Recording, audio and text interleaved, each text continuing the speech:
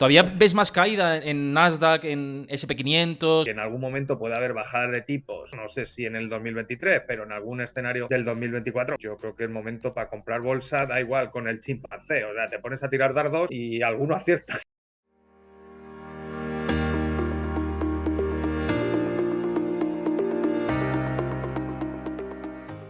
Y de nuevo en el canal, se estrenó el año pasado, casi un año después por aquí, José Carlos Díez, economista.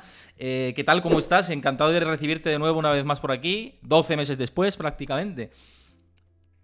Bueno, un placer estar aquí otra vez. Ya compites con la CNBC, o sea, ya veo que estás un fiera ahí saliéndote. Bueno, me alegro que te dieras suerte. A ver si hoy te doy un poquito más y damos otro empujoncito, ¿no? Pero lo estás haciendo muy bien, Héctor. Sabes que yo no soy nada pelota al revés y me encanta seguirte en las redes, en el Twitch y das información buenísima. Y bueno, gracias a ti por tenernos ahí entretenidos. Nada, muchas gracias a ti por tus palabras y por seguirme. Yo también ya sabes que te sigo activamente por redes y que compartes también cosas muy interesantes. Y sí, efectivamente hubo suerte aquel día, siempre había que lanzar y los comienzos ya sabes que no son fáciles cuando se emprende algo. Es complicado, pero y fueron primeros meses duros, pero luego pues poco a poco con trabajo se va haciendo, ¿no? Así que nada, te agradezco mucho el comentario, de verdad. Por encarar un poco lo que interesa por aquí a la audiencia y los que nos están viendo, que por cierto tenéis el chat a vuestra disposición para lanzar cualquier pregunta o cualquier hilo de debate que queráis que comentemos por aquí. Pero el tema del momento, y además este jueves tenemos ahí ese foco en Estados Unidos, es la inflación, ¿no? Y la desinflación que se está produciendo principalmente en Estados Unidos. Aquí en Europa vamos con ese rezago, ¿no? Vamos por detrás en el ciclo. ¿Cómo estás viendo la situación en Estados Unidos? ¿Crees que puede haber susto por la parte de la inflación, de que haya esa economía en ese, ¿no? De que, como tuvimos en los años 70. ¿Cómo ves tú el esquema actualmente? Hombre, bueno, inflación tienen en Argentina, que tenemos seguidores de Tucumán, o sea que, ¿no? Que están en el 100% casi. A ver, yo creo que sin quitar el problema de la inflación, que ya lo contamos hace un año y que se ha ido cumpliendo, un poco el escenario de tipos que anticipé de la Reserva Federal más o menos se ha cumplido. Yo estoy ahora menos negativo, no optimista todavía, porque es verdad que la crisis no ha acabado de lo que estaba antes del verano del año pasado. Básicamente porque comparando, voy a hacer un análisis puro macroeconómico, luego entramos a Ujú. los mercados si quieres, Sí, ¿vale? sí, claro, claro, Si por supuesto. comparas esta crisis, el precedente es la crisis de la energía y del petróleo en los años 70, no es igual porque aquello fueron dos shocks, uno en el 73 con la guerra del Yom Kippur de Israel contra sus vecinos, que se crea la OPEP, y luego con la guerra de Irak-Irán y cierran el estrecho de Hormuz en el Golfo Pérsico, y entre las dos, pues prácticamente el precio del petróleo se triplicó, ¿no? Era una economía mucho más dependiente del petróleo y era una economía mucho más cerrada que ahora. Básicamente el 75% del PIB mundial se generaba en los países desarrollados. China era una economía pequeña, la India era una economía pequeña, Corea del Sur todavía está ahí medio enzarzado con sus vecinos del norte de la guerra, los taiwaneses nadie sabía que hacían chips, o sea, todo se cocía en los países desarrollados, ¿no?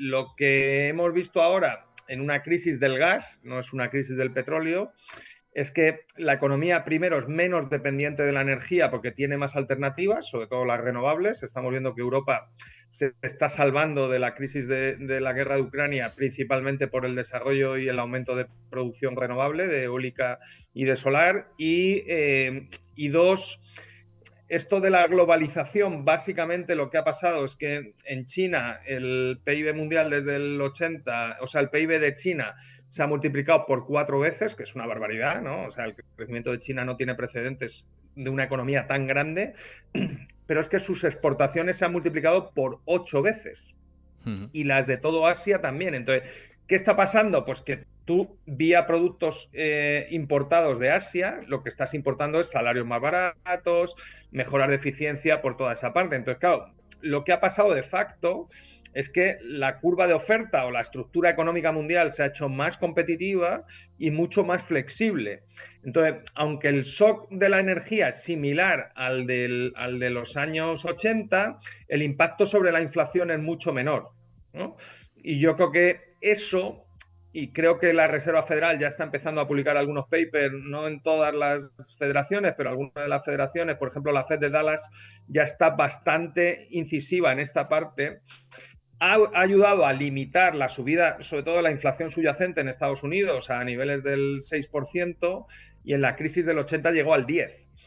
Y lo que están anticipando estos papers de la Fed de Dallas es que es muy probable que la desinflación también vaya más rápida de lo que está pensando incluso el Consejo del Federal Open Market Committee de Washington, o sea, de la propia Reserva Federal, que no tiene ese discurso, ¿no? Por lo tanto, dicho eso, ¿no?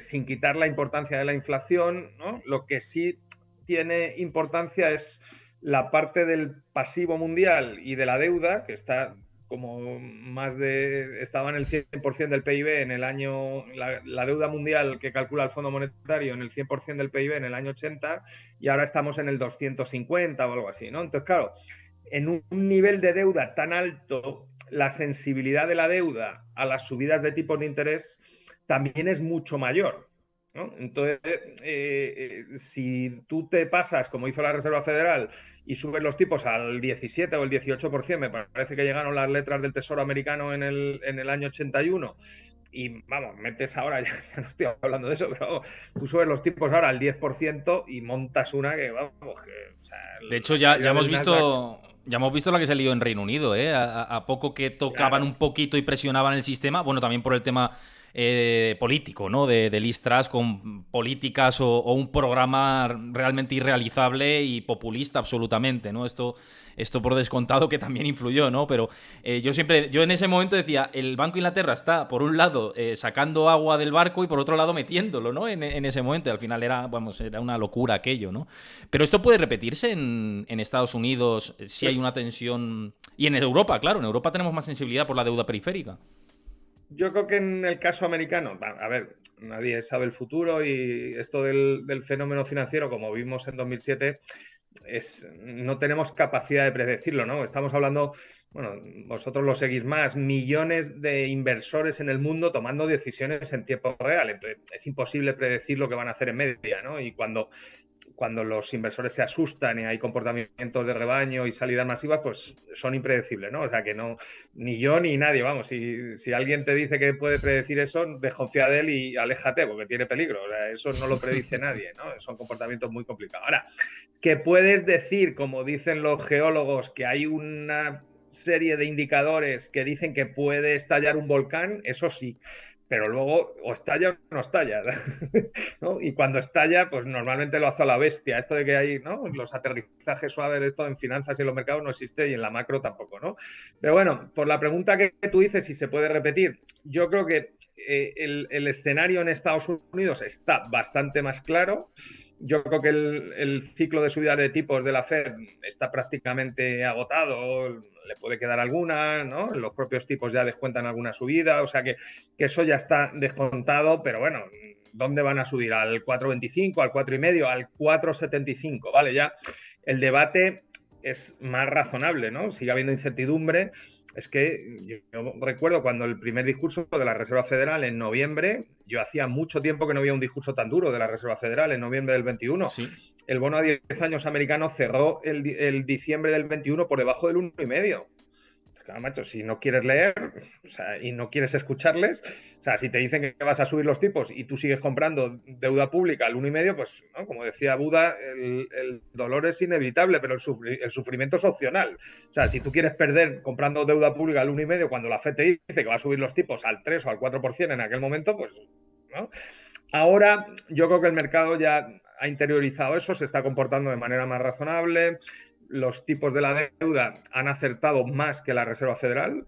O sea, el discurso de la Fed era mucho más agresivo de lo que marcaban las curvas, y las curvas están acertando.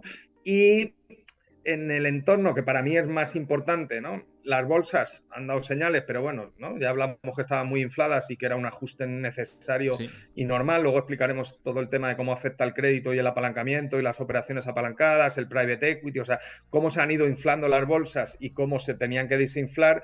Pero, por ejemplo, el mercado de bonos corporativos, que fue el que provocó la crisis del 2008 después de la quiebra de Lehman y lo que obligó a la Reserva Federal a intervenir masivamente, se ha comportado razonablemente bien. Las primas de riesgo están estables, los bonos corporativos también, igual que la deuda pública americana, han empezado a bajar desde noviembre. O sea que yo creo que la parte americana está menos incierta. ¿Puede haber una crisis de deuda y financiera? Pues sí, ¿no? O sea, evidentemente.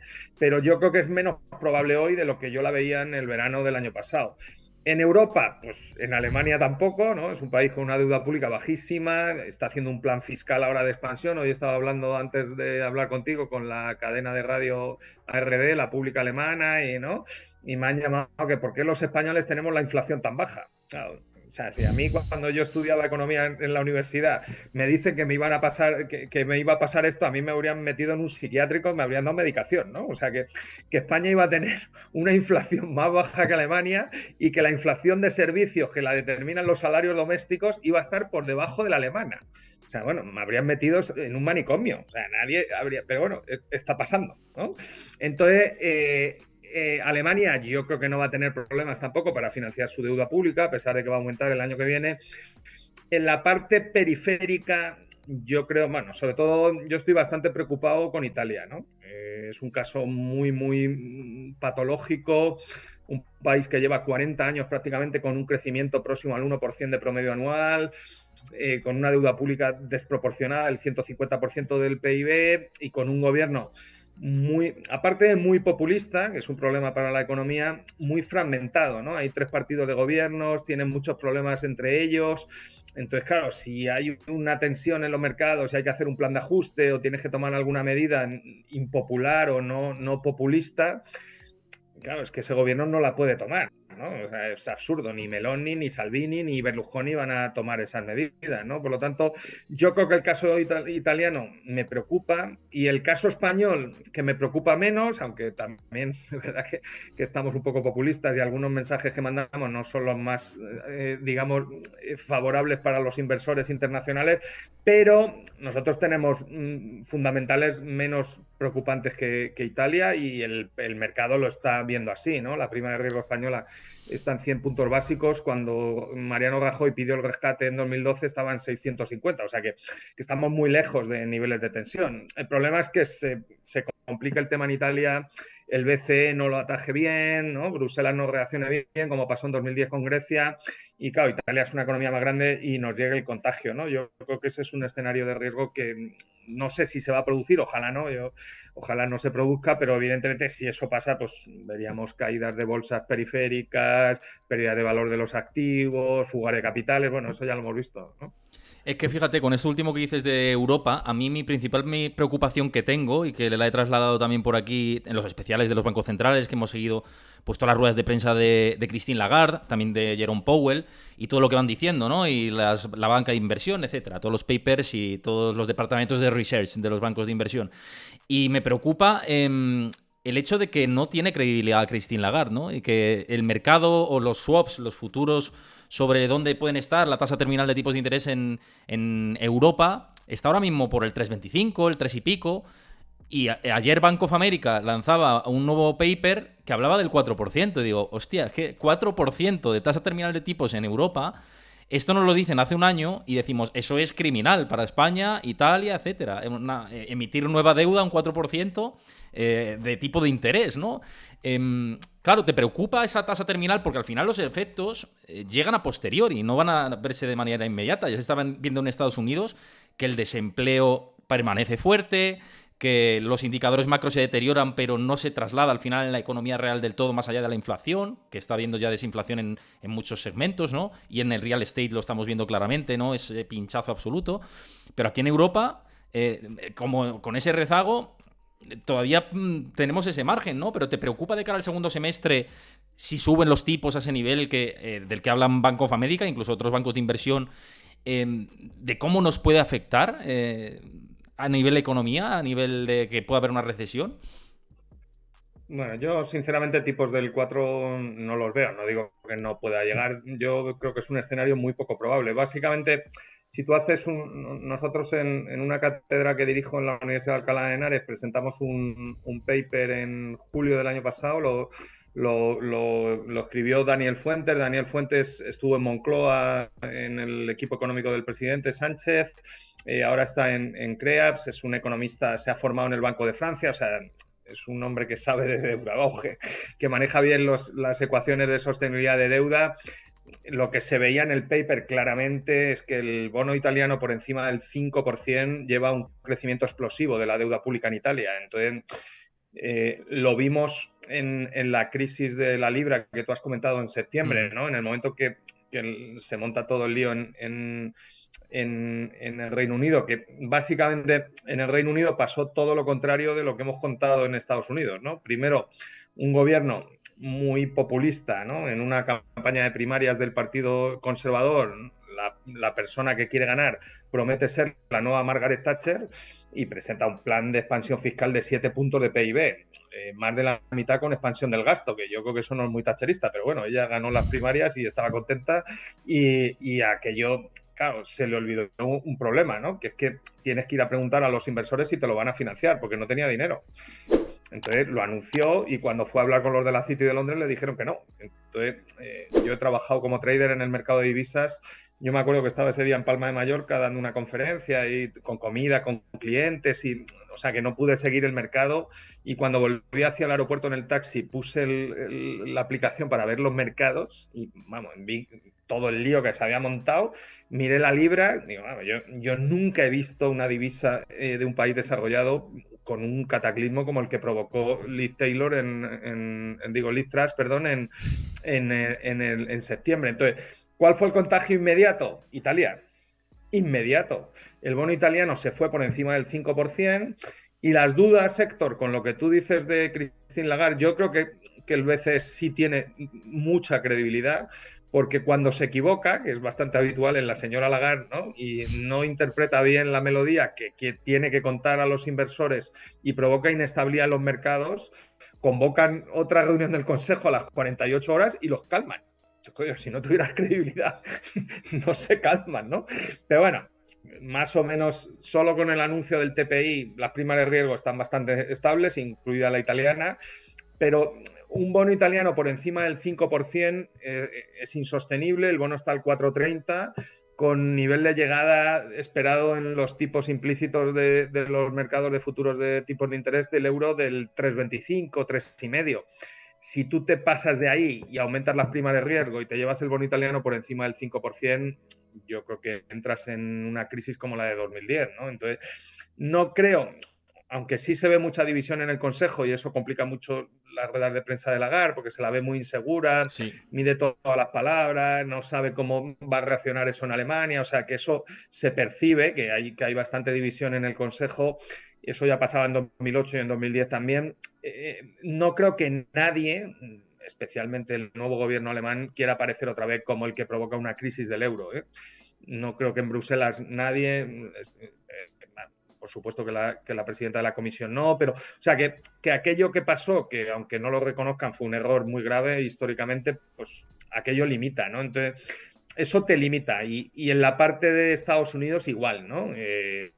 Los datos de empleo se están comportando muy bien, la Reserva Federal ha aceptado plenamente en la estrategia. Yo creo que yo tenía dudas también, pero hay que reconocerles el valor y no les ha temblado el pulso a la hora de subir los tipos de interés, les ha funcionado y yo creo que han conseguido moderar la inflación, no la han corregido, ¿no? Pero más o menos los modelos empiezan a marcar que la inflación puede revertir a final de este año a niveles del 3% en Estados Unidos, en el caso del PC Core que ellos siguen, y lo han hecho con creación de empleo, menos que al principio de año, pero se están creando 200.000 empleos y con las primas de riesgo de bonos corporativos, por ejemplo, un triple B como el que paga Iberdrola, está pagando 200 puntos básicos sobre el bono a 10 años del Tesoro, ¿no? Eso se llama estabilidad financiera. O sea, evidentemente los tipos han subido porque también ha subido la deuda pública, pero los spreads no. En relación con esto que estás diciendo y que me parece interesante, también habían dejado por aquí una pregunta, que ahora voy a leer las preguntas que estáis comentando por aquí por el chat.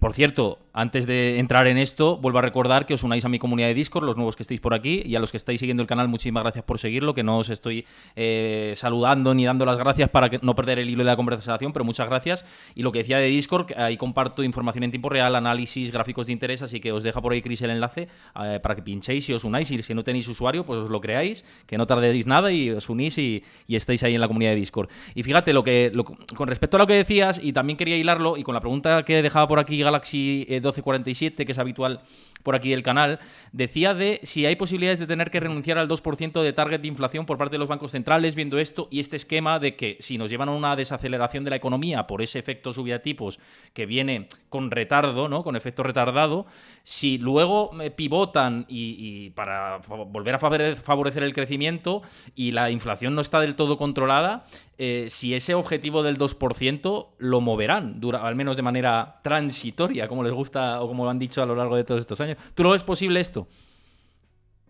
Bueno, ese es un debate en Estados Unidos bastante antiguo, ¿no? Ya desde el 2008, yo creo, Oliver Blanchard, ¿no? Que fue economista jefe del Fondo Monetario, tiene el libro y el manual de macroeconomía que enseñamos en las facultades, o sea, un hombre un poco influyente, muy activo en Twitter y en redes sociales, ¿no?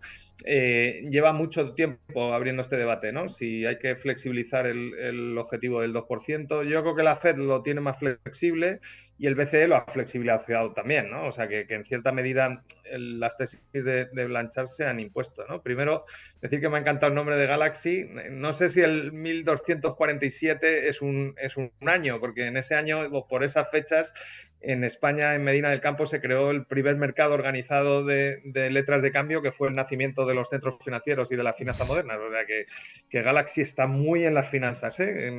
Sí. Oye, pues que nos lo diga por aquí por el chat, si se debe a eso lo que es la numérica, ¿no? de su nombre. Estuve el otro día en Medina, en un hospital que han rehabilitado, que es ahora un sitio para hacer eventos, y es Simón Ruiz, que era banquero de Felipe II, y ya había, bueno, en aquel momento ya era un poco más tarde, pero bueno, las finanzas modernas empiezan en el condado de Champagne, con ferias comerciales. Iban con el oro a pagar las transacciones comerciales y les esperaban los ladrones en los caminos y les robaban el oro.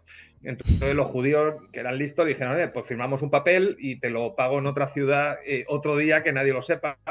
Y se inventó la letra de cambio y las finanzas. Y luego ya cuando vieron que podían diferir el pago en el tiempo, pues ya mira la que han montado, ¿no? Ya hacen estructuras, emisiones de Warrant. O sea, hemos evolucionado un poquito, pero bueno, siguen siendo los judíos. Ahora están en Nueva York, que allí no había ni patos en aquel momento, pero son los mismos. Total. Nosotros cometimos el error de echarles de España.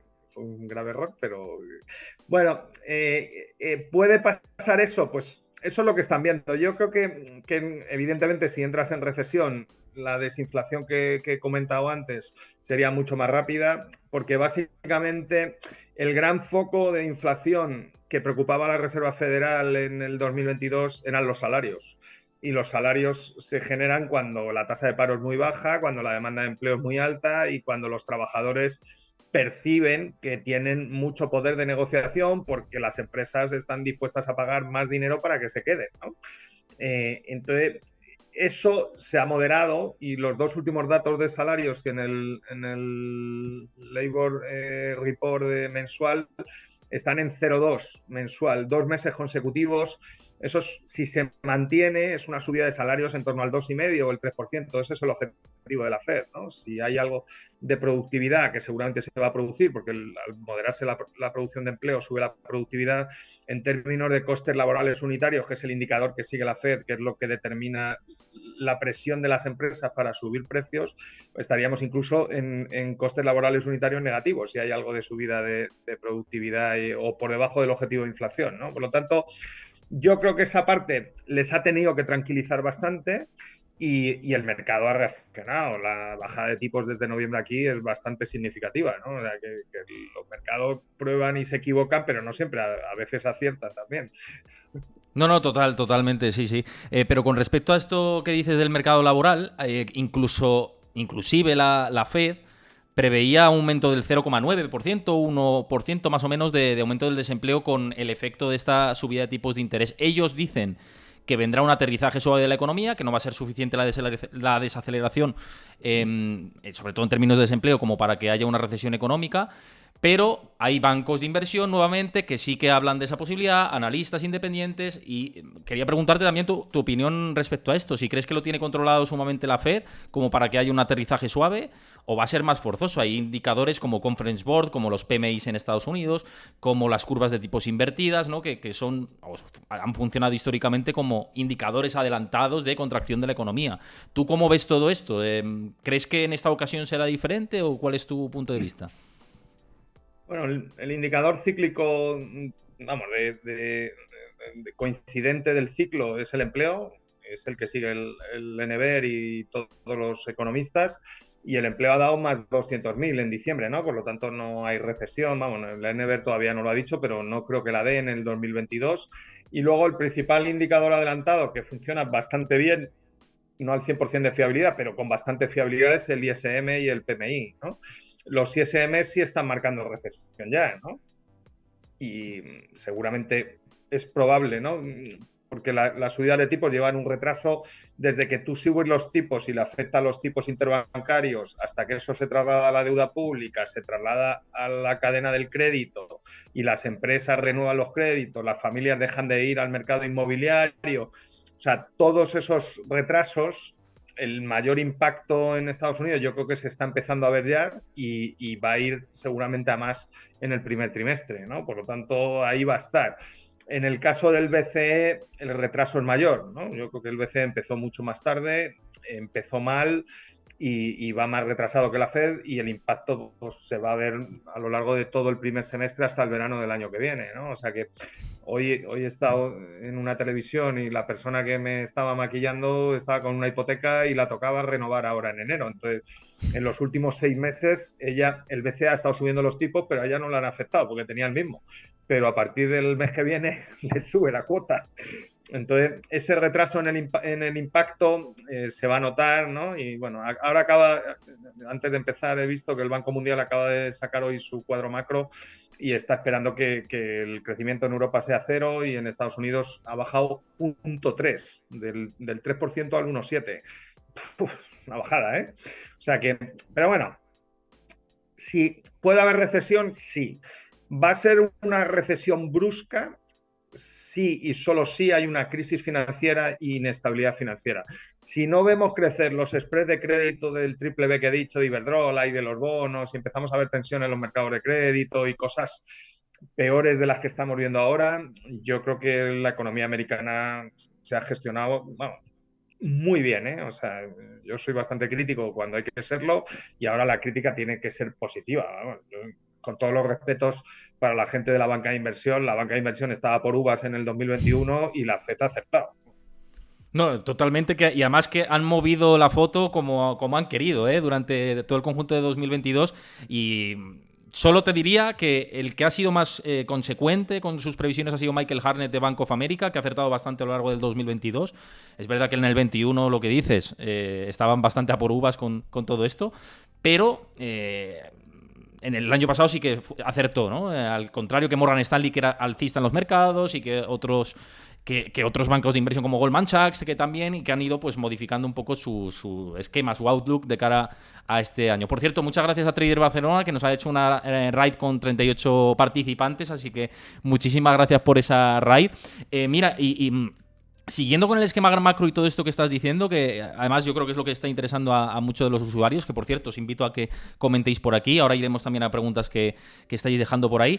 Quería preguntarte, porque nos dejaban por aquí una pregunta, Yokama44, sobre China, que es otro de los de los contenders importantes dentro del espectro mundial de la economía, ¿no?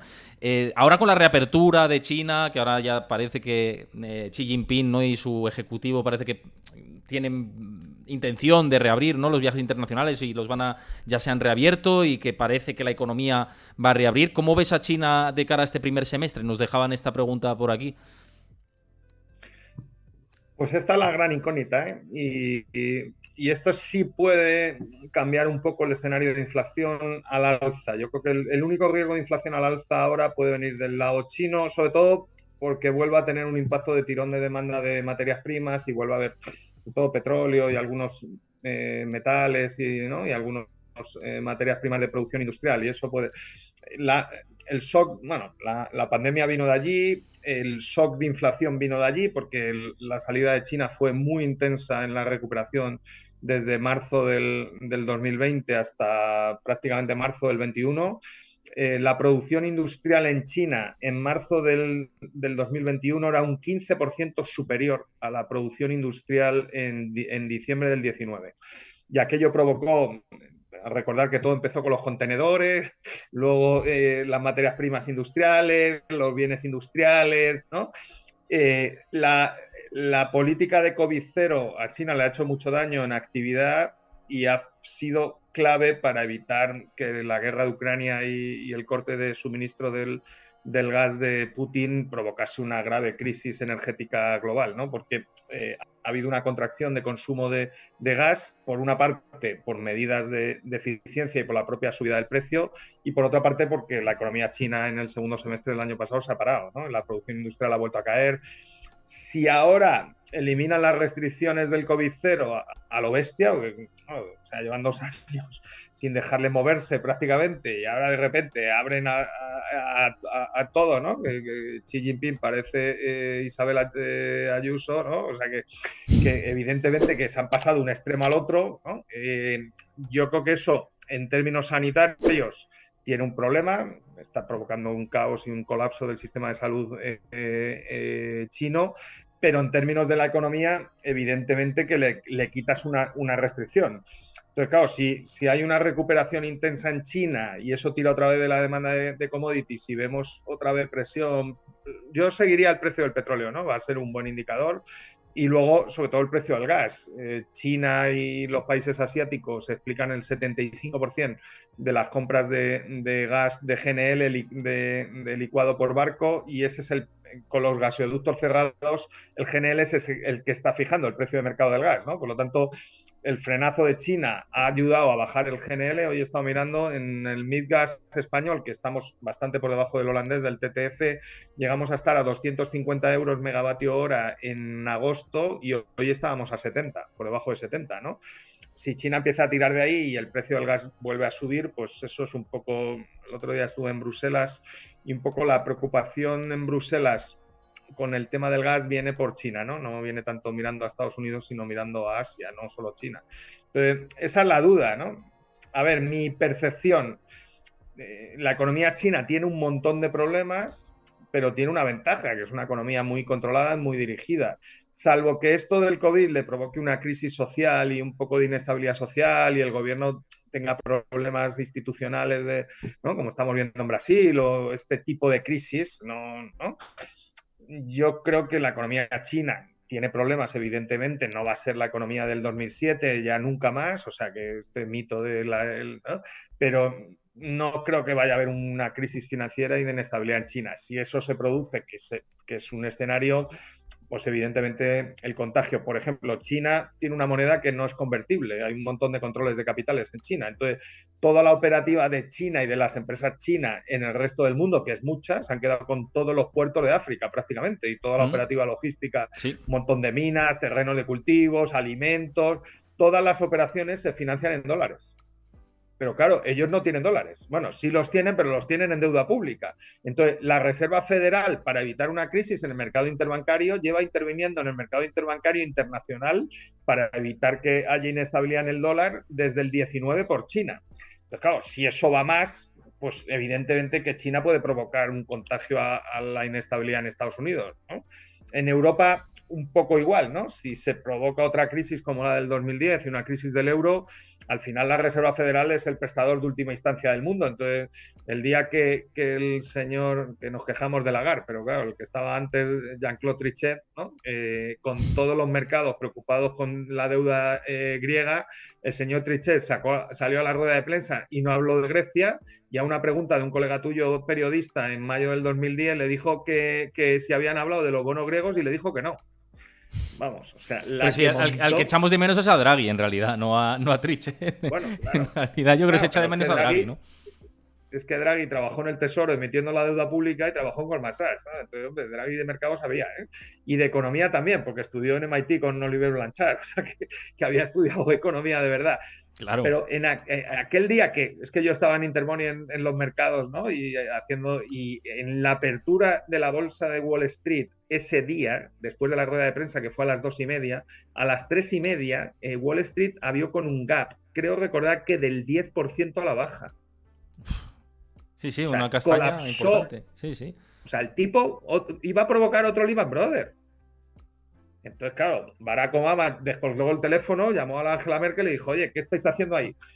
Y de ahí salió el rescate a Grecia y de ahí salió el recorte del gobierno español, portugués, en aquella reunión del Eurogrupo que fue a los pocos días de eso, ¿no? No, no, es que, Pero vamos, bueno, tremendo lo que vivimos, ¿no? Por eso nos preocupa de ver cómo se gestiona el tema periférico con la garda a los mandos, ¿no? A mí me preocupa, ¿eh? Ya veremos, ¿eh? Igual es una preocupación que se queda en eso, ¿no? Yo espero que no, y lo que dices tampoco es, la situación bancaria no es la misma, ni mucho menos que la que teníamos en 2007, 2006, etcétera, ¿no? Todo lo que se gestó con la burbuja inmobiliaria y con esa era, ¿no? Que tuvimos en Estados Unidos y en los mercados desarrollados principalmente.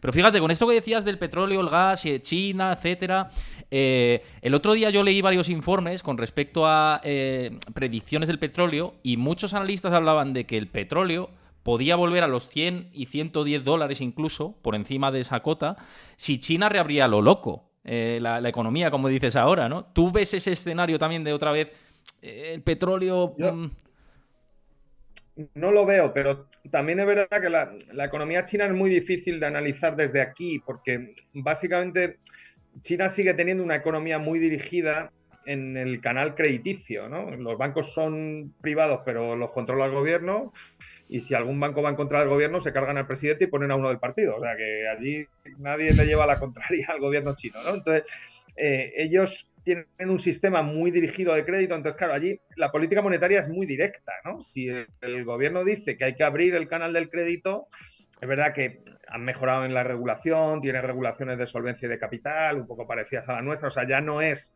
lo que era hace 15 años, que era mucho más, pero claro, eso es lo que pasó en 2020, ¿no? Entonces, claro, si abren las compuertas, quitan las restricciones del COVID y ¿no? Empiezan todos los barcos que estaban limitados salen al mar, se hunden los precios de los transportes, de los bienes industriales, y eso reactiva un poquito, ¿no? Toda la producción industrial mundial, pues ahí pueda. Yo no lo veo, lo estoy marcando como riesgo, porque evidentemente que la pregunta es muy buena y es un riesgo, ¿no? Y el riesgo viene de China por los dos lados, ¿no? O porque tenga una salida muy brusca y provoque otro brote de inflación mundial, ¿no? O porque todo el lío que estamos viendo financiero allí, que es muy gordo, acabe provocando inestabilidad financiera y se contagie, ¿no? Yo no veo muy probables los dos escenarios, pero bueno, hay que contarlos, porque si luego suceden, dice que es que los economistas no hemos advertido. Evidentemente que el riesgo está, ¿no? El tema es qué probabilidad le asignas y cómo vamos. Entonces, ¿qué indicadores hay que ir siguiendo? Pues, principalmente el petróleo y luego el dólar, ¿no? El dólar es la única moneda de reserva mundial, no tiene alternativa, ¿no? El euro ha desaparecido de las reservas, o sea, ya nadie toma en serio al euro en los últimos 5 o 10 años y evidentemente si empezamos a ver algo más de debilidad del dólar de la que estamos viendo ahora, que ha hecho un movimiento bastante brusco, pero claro, venía de otro movimiento muy intenso de apreciación, ¿no? Entonces, bueno, ¿no? Los mercados sobrereaccionan. Yo creo que hasta ahora yo no estoy preocupado, pero bueno, si vemos al euro, yo qué sé, acercarse a 1,15, pues hombre, nos empezamos a preocupar, ¿no? Si llegamos al 1,15, porque el BCE, como tú has dicho, va a ir al 4% y se va a quedar a un diferencial de tipos de la Reserva Federal de 0,75 y hace nada estaba a 300, pues bueno, eso también es normal, ¿no? O sea, si no es por diferencial de tipos y es por primas de riesgo y empezamos a ver debilidad del dólar, eso no sería una buena señal, ¿eh? O sea, evidentemente que hasta ahora yo creo que es un movimiento normal, yo creo que el dólar por debajo de 1,10 no debe preocuparnos, pero bueno, si sube por encima de 1,10 hay que empezar a poner las luces y seguirlo. Fíjate que con esto que dices del tema de la apreciación del euro y el dólar, y yo lo he comentado por aquí, y ya que lo estás diciendo, aprovecho para preguntarte tu opinión, que yo decía, igual también el BCE se puso extremadamente duro o más duro de la cuenta en las últimas reuniones, aparte de la descomunal inflación que hay, por encima del 10%, pero precisamente por eso. Porque se importa inflación, ¿no? Por importar gas natural licuado de Estados Unidos, ¿no? Y de otras regiones comprado en dólares. ¿Crees que también el efecto divisa se ha discutido en el Consejo de Gobierno del BCE para controlar la inflación? Es decir, los tipos ya no solo es por esta parte sino también por la de divisa, ¿o no lo crees? Muchísimo. Yo creo, claro, no lo puedes decir en público y no lo puedes reconocer, ¿no? Porque no es tu objetivo. Y supuestamente el BCE no tiene mandato directo de los tratados para gestionar el tipo de cambio, ¿no? Es la Comisión Europea y el ECOFIN y el Eurogrupo el que tiene el control. Pero al final, por mucho que pongas en los tratados, lo que mueve los tipos de cambio es el dinero y los tipos de interés y la política monetaria, ¿no? O sea, tú puedes poner el tratado lo que quieras, pero el inversor y el mercado... El problema con el tipo de interés, o sea, tú tienes dos variables transversales que afectan a todas las decisiones económicas. Una son los tipos de interés y otras son los tipos de cambio, ¿no? Aunque no lo percibas, las dos variables. Entonces, tú solo puedes controlar una de las dos. Entonces, claro, si el BCE tiene un objetivo directo de instrumento con los tipos de interés, no puedo hablar del tipo de cambio, porque entonces tendría que poner un objetivo directo de target de tipo de cambio y dejar que el tipo de interés fluctúe libremente, ¿no? Entonces, no lo puede hacer explícitamente, pero vamos, que empezaron a subir tarde y mal y de 0,50 en 0,50 porque el euro pintaba que se iba a 0,90 o 0,85, ¿no? Y claro, todo lo que sea depreciación del euro es más inflación de importación de bienes industriales principalmente. Exactamente, sí, sí. Oye, ahora voy a ir a por las preguntas de España que estáis lanzando por aquí, que no me olvido, que lo sepáis, y si tenéis alguna más también lo abordo, pero antes quería preguntarte por la visión de los mercados, que antes hemos dicho mercados y tal. Renta variable, el año pasado hablaste del Nasdaq y acertaste con esa visión, decías que incluso puede que te quedaras hasta corto, ¿no? Con la corrección del Nasdaq que hemos tenido. ¿Todavía ves más caída en Nasdaq, en SP500, en los principales índices de Estados Unidos? Y aquí en Europa hemos tenido otro clima, ¿no? Parece, después de la corrección tan fuerte que tuvimos por la situación de la guerra, etcétera. ¿Y cómo ves los mercados en general, en renta variable, hablo? Bueno, yo creo que las bolsas se han comportado como era previsible o como yo las veía, ¿eh? No, es verdad que no era lo que decía el consenso de analistas y de economistas, pero básicamente lo que ha pasado en las bolsas desde el 2009, pero especialmente desde el 2020, es que cuando tú metes tanto dinero en circulación como ha hecho la Reserva Federal, el dinero ni se crea ni se destruye, se transforma, ¿no? Y el dinero lo que ha ido es a los mercados de crédito y con esas operaciones de crédito pues se han hecho muchas operaciones corporativas o directamente en la bolsa, apalancadas con deuda o en el private equity, que es lo mismo, ¿no? Da igual que lo saques a bolsa que lo metas en un private equity. Entonces, claro, cuando tú tienes el private equity mundial multiplicando por 2 o por 3 los activos gestionados y apalancados con deuda, lo que haces es inflar con esas compras el precio de los activos. Cuando tú quitas $1 trillón, que es lo que ha hecho la Reserva Federal en el último año en base monetaria, $1 trillón. O sea, es verdad que sigue habiendo mucho más que en el 2020, ¿no? Pero $1 trillón que han retirado del sistema. Entonces, tú te cargas de raíz todo el apalancamiento en los mercados de crédito, te cargas todos los mercados de LBO, todos los mercados de apalancamiento. Entonces, pues los Elon más de turno, pues ya les salen más complicadas las operaciones, ¿no? Entonces, claro, si en un modelo de valoración financiera tú tienes que meter menos deuda y más capital, ¿no? Cuando vas al precio del modelo, va a la baja.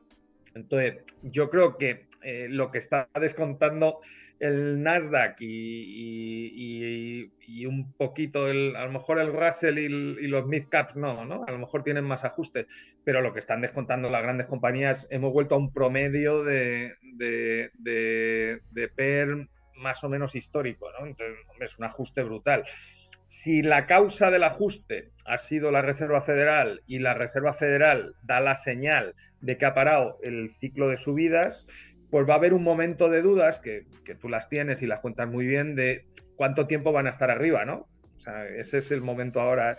Pero si el mercado percibe de que eso va a ser menos de lo previsto y que en algún momento puede haber bajadas de tipos, no sé si en el 2023, pero en algún escenario del 2024, vamos, yo creo que el momento para comprar bolsa da igual con el chimpancé, o sea, te pones a tirar dardos y alguno acierta, ¿sabes? Porque, o sea, que el mercado ha ajustado porque está dando un escenario monetario y de tipos de interés y de crédito muy negativo. Si eso no se cumple, pues tiene que haber una reacción. ¿Vamos a ir a otro escenario de bolsas super bullish como vimos en 2020 o en el 2015? Yo creo que no, porque no va a haber una accesibilidad al crédito, aunque la Reserva Federal, como tú dices, la inflación está ahí, no va a ir a provocar otro brote, ¿no? Pero bueno, ya, como llevo tanto tiempo en esto, ya no. Antes tenía que hacer predicciones porque cobraba por ello esto, pero ya no. Ya me hago yo las mías y. O sea que no, Claro, los más inversores, oye, es independientes su también dinero, y yo lo más respeto, ¿eh? sosegadas, más tranquilamente, más de tomar un café y comentar Yo las lo, cosas. yo respeto mucho a los inversores porque es su dinero y asumen el riesgo. Yo al que asume el riesgo en cualquier ámbito de la vida le respeto, ¿eh? Y si se equivoca, le respeto más. O sea que, pero evidentemente que puede pasar otro periodo. Por ejemplo, yo no entendí el movimiento de la euforia de la digitalización y los precios de los activos digitales del Zoom este que estamos usando en febrero y en marzo del 2020. Pero bueno, pasó. Y ahora, es que se ha caído, ya, pero si lo miras, si es que está al mismo nivel del 19, ¿verdad? Pues tampoco ha ajustado tanto, o sea que no, ¿no? Ahora, si lo miras desde máximo, pues claro, es un ajuste importante, ¿no? Pero bueno, yo creo que hay que mirar a la deuda pública y los tipos del 10 años, ¿no? Yo creo que eso va a determinar mucho las bolsas y luego, que es algo que no miramos y que yo entiendo que son mercados más complejos ¿no? Y que hay más técnicos, hay que mirar mucho a los mercados de crédito, ¿no? Y ver noticias en el Financial Times principalmente y en los medios más especializados, pues cuando empiezas a ver private equity, ¿no? Haciendo guarrerías como hacían los bancos españoles en el 2006, cambiándose activos de promotores a precios absurdos por encima de valoraciones, pues hombre, es feo, ¿eh? O sea, yo creo que son mercados ilíquidos que tienen que desaguar, no han desaguado todavía, entonces no veo un escenario de bolsa. La gente que entró en las SPAC, pues, ¿no? Les doy el pésame y les engañaron como a chinos, han comprado activos carísimos, o sea que esa parte yo creo que ya la mayor parte del ajuste se ha hecho, ¿no?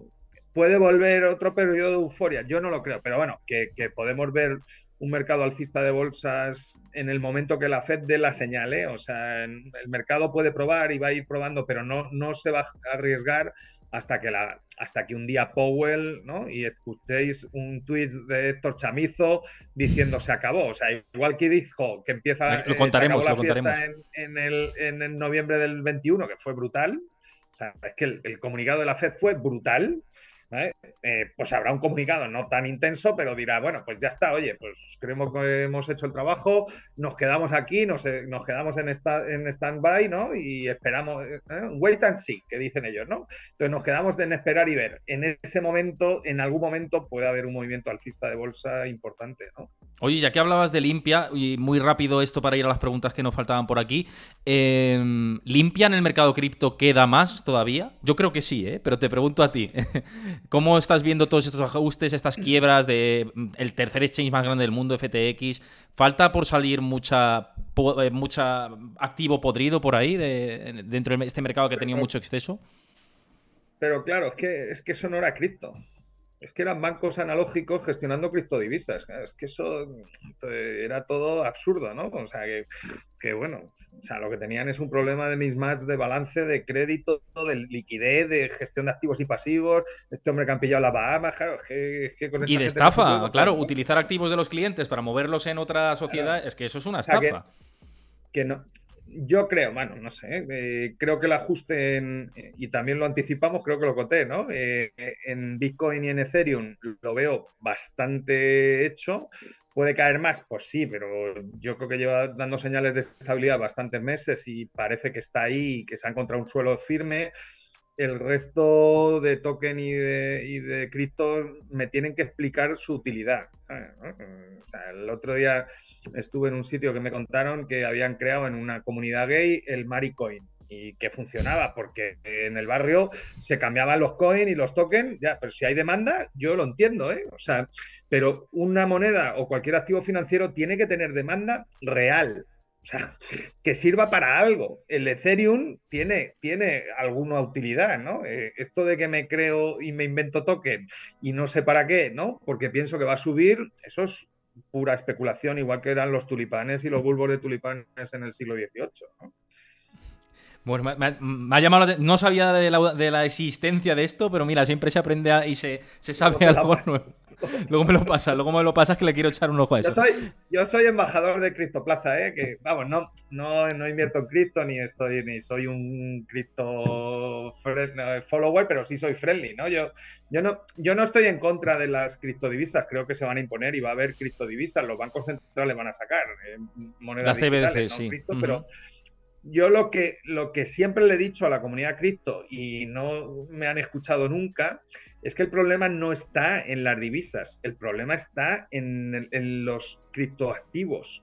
Y más que en los criptoactivos, en los criptopasivos. O sea, el problema está igual que en el 1275 como Galaxy o 1247, cuando tú vas a darle un préstamo a un judío fuera de la muralla y el tipo se lo ha gastado mal y no te lo puede devolver. Entonces le rompía la banca y había bancarrota. Pues ya está. Y es El lo que mercado ha de pasado con derivados tan cripto. masivo que tiene el mundo de los criptoactivos, que es tremendo. No, pero si todo está bien, o sea, el problema es para qué usas el apalancamiento. Si el Claro. apalancamiento lo usas mal y no genera caja para devolver la deuda, pues quiebras. Pero eso no va a cambiar ni con cripto. Entonces, tenía que haber una depuración. O sea, yo compro Bitcoin, ¿no? Y voy al mercado de criptoactivos y con el mismo Bitcoin me dan crédito. ¿Vale? Y lo vuelvo a invertir en el Bitcoin. Y con el crédito me vuelven a dar crédito y lo vuelvo a invertir. Y entonces, claro, si te va bien, ¿no? Tú multiplicas por 5, por 10 o por 20 veces el beneficio, pero si te va mal, tú multiplicas por 5, por 10 o por 20 las pérdidas.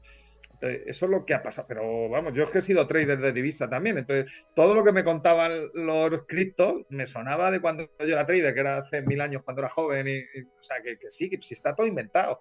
Ahora, que lo hacen digital, pues mejor, hombre. Yo creo que es más eficiente hacerlo digital que con billetes, ¿no?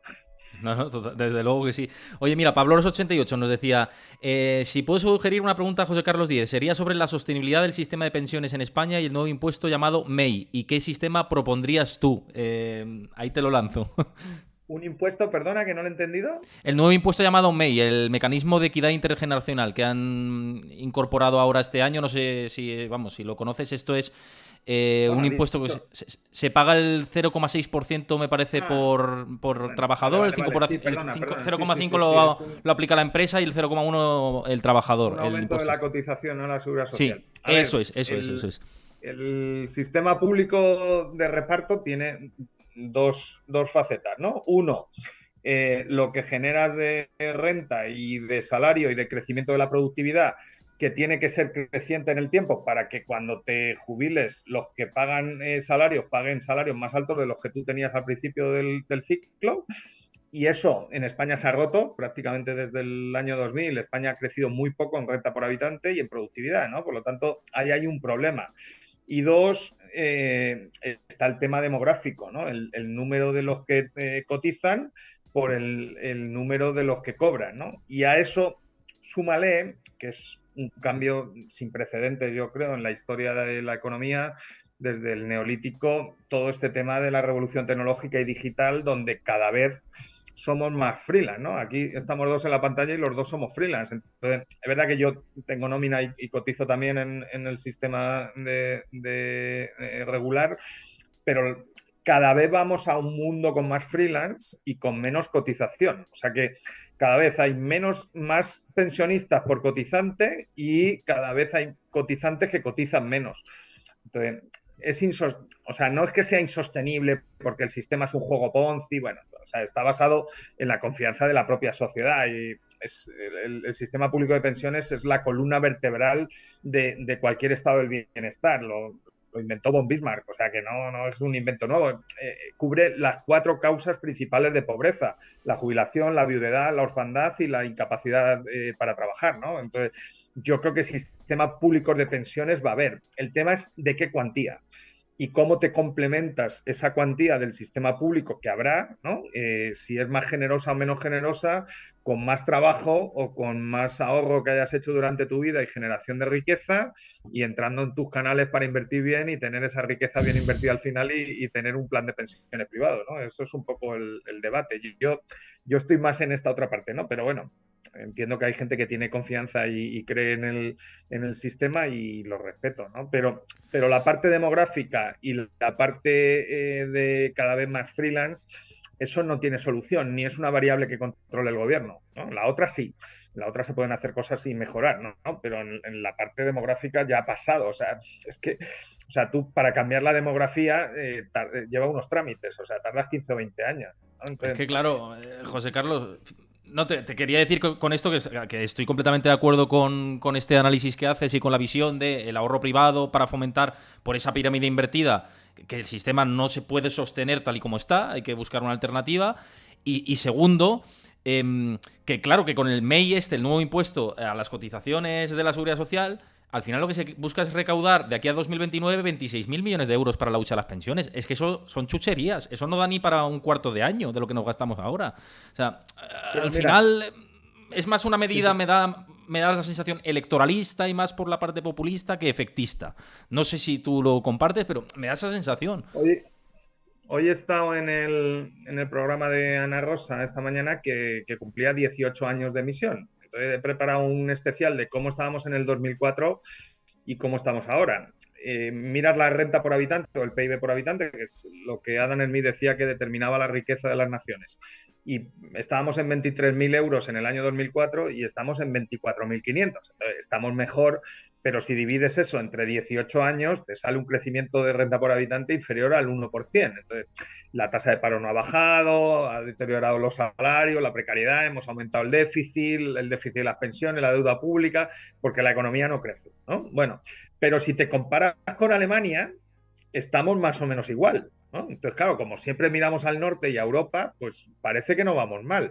Pero si te comparas con los coreanos, Héctor, Corea tenía un 30% menos de renta por habitante que nosotros en 2004 y tiene un 20% más. Entonces, estamos fuera de la revolución tecnológica, no nos estamos subiendo a los ciclos buenos, no estamos entrando en los sectores buenos, no estamos creando los empleos buenos y no estamos pagando los salarios buenos. Entonces, vale, eso es en lo que nos tenemos que centrar, ¿sabes? Es que todo lo demás y contar películas, pero incluso haciéndolo muy bien, ¿no? Que es posible. Yo creo que España tiene un potencial enorme. Hoy hablaba con la radio pública alemana, ¿no? Claro, es que podía aprender Alemania de España. Claro, es que ya llega un momento que, joder, hasta me ha afectado, ¿no? Digo, pues mira, digo, hombre, digo en gas, pues hombre, un poquito, porque nosotros, aparte del gasoducto con Argelia, hicimos las regasificadoras y en Alemania no. Entonces, hombre, si hubierais tenido el modelo, pero en renovables, que es el gran país, ¿no? Todo el desarrollo de renovables mundial empezó Alemania y China, pero sobre todo Alemania en eólica y en fotovoltaica también. Pero claro, le he dicho, digo, los alemanes con fotovoltaica, que es la gran revolución, tenéis un problema, que es que no tenéis sol. Entonces, nosotros tenemos el doble de horas de sol que vosotros, entonces la placa es la misma, pero da el doble de electricidad en España que en Alemania. La misma. Entonces, si tú le das la vuelta a la placa en España, ¿no? O sea, tú generas más electricidad en España con una placa al revés que en Alemania. Entonces, macho, te ha tocado la lotería y ya está. Entonces, la revolución energética nos va a favor y España tiene una enorme histórica oportunidad para hacer desarrollo industrial basado en energía abundante y más barata que los alemanes y los franceses. Esto no ha pasado nunca en la historia de España, ¿vale? ¿La vamos a aprovechar? Pues esa es mi duda. Yo creo que en eso deberíamos estar, ¿no? Tú, Héctor, y todos los seguidores, ¿veis que nuestros políticos despoliticemos, ¿vale? O sea, el gobierno, Mm. la oposición, los de las comunidades autónomas, ¿están en eso? Es que yo no veo ese debate, ¿eh? No, no, no, no, no, no. Y tampoco, bueno, ahora se está queriendo el autoconsumo. Yo me he puesto placas solares, ahora que hablas de placas solares, me he puesto placas solares en casa. Pero claro, la gente lo está haciendo de manera masiva. No creo que esté por ahí y yo creo que es una inversión que al final generas más sostenibilidad y luego reduces factura también por la parte de inflación personal a largo plazo, ¿no? Y no Bueno, estamos hemos en... metido 5 gigavatios el año pasado de instalación de renovables, la mayoría fotovoltaica, y yo creo que en autoconsumo casi 2, ¿eh? Sí. Es una barbaridad. No, mucho, mucho, mucho. Yo, Sí, y yo llevo deberíamos ahondar más en eso. evangelizando, igual que lo de las cripto, que me han hecho poco caso, pero bueno, con el autoconsumo llevo desde el 2015 o el 16, vamos, la gente que me siga y que mire diciendo que era la gran oportunidad de España. Pero bueno, ahora ya por fin, gracias a Putin, todos nos hemos dado cuenta, ¿no? Porque el precio de la electricidad ha subido tanto, Total, pero total. evidentemente a ver, o sea, España tiene eso, tiene muy buena localización geográfica, una excelente conectividad aeroportuaria, la mejor del mundo seguramente para un país pequeño, mediano como el nuestro, y somos un gran destino para toda la deslocalización tecnológica, nómadas digitales, o sea, España lo tiene todo a favor para triunfar en esta nueva realidad. ¿Vamos a tener problemas? Por supuesto, ¿eh? No te digo que no. Y hay que hacer, pues, pero, o sea, tenemos el viento a favor. ¿Lo vamos a aprovechar y vamos a abrir las velas? Pues esa es mi duda, ¿no? Yo de momento no lo veo, pero bueno, puede que he ido al oculista y no es de los ojos, ¿sabes? Pero puede ser, ¿eh? A lo mejor soy yo, ¿no? ¿Eh? Todo puede ser, todo puede ser.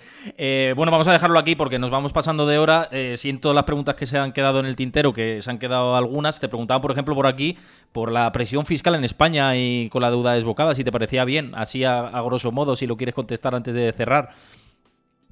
Bueno, va a subir, da igual el que gobierne, porque es que la deuda pública es muy alta, el gasto público es mayor que los ingresos y tenemos un déficit estructural del 4%, más o menos, ¿no? Esos son casi 55.000 o 60.000 millones de euros. Da igual el que gobierne. Ahora lo estamos haciendo bien porque lo estamos haciendo gracias a la inflación y conteniendo el gasto, ¿no? Yo creo que es más fácil hacerlo así. Los argentinos saben de esto. En Argentina los ingresos públicos han crecido el doble el año pasado. El problema es que el gasto público les crece más.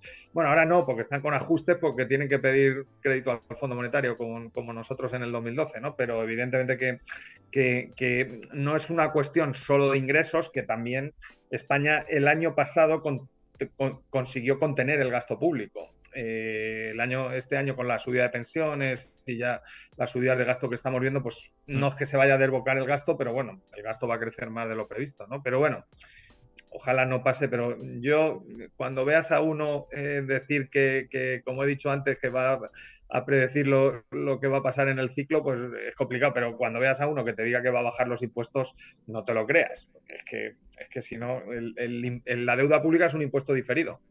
Yo tengo dos niños por aquí, por la casa pululando, uno de 12, ¿qué le digo yo al niño?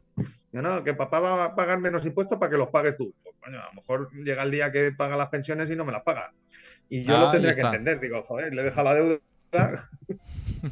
Ahí está, sí, sí, has dado en el clavo. José Carlos, vamos cerrando ya por aquí. Muchísimas gracias a todos los que os habéis pasado. Muchas gracias, como siempre, un placer tenerte aquí en este espacio. Siempre es un lujo charlar contigo y esta es tu casa. Cuando quieras, aquí estás invitado.